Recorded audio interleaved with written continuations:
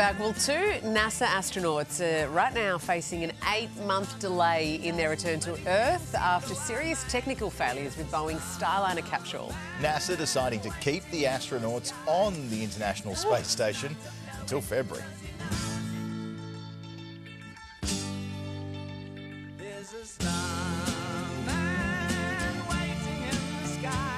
It was meant to be a week in space. What we're doing is expanding our reach to the stars.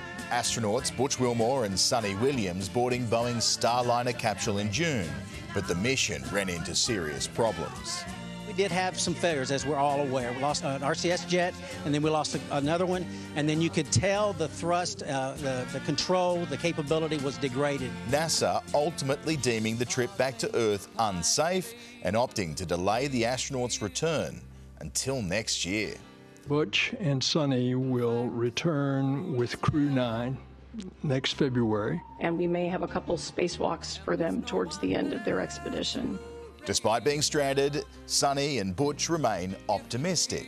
This is a test flight. We were expecting to find some things, and so we are finding stuff. We've practiced a lot, so I have a feeling, I have a real good feeling in my heart that the spacecraft will bring us home, no problem. For now, it's a waiting game. The astronauts hoping that when the time comes, it will be a safe and successful return to Earth.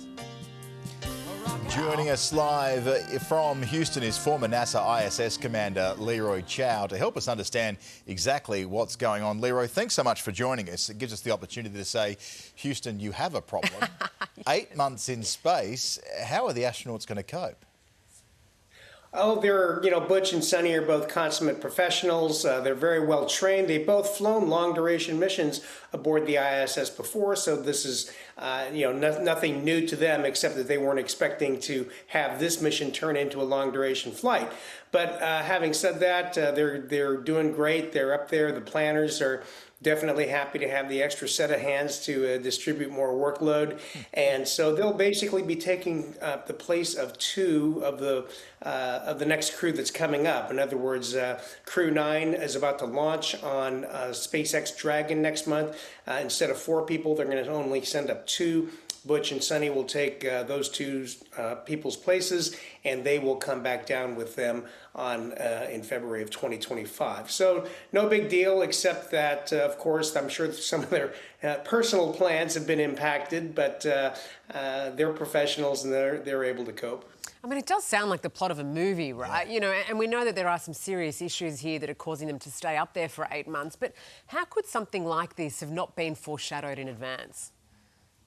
Well, that's a good question because, of course, everything's been analyzed, everything's been designed, but you never quite know exactly what's going to happen until you actually go and fly, right?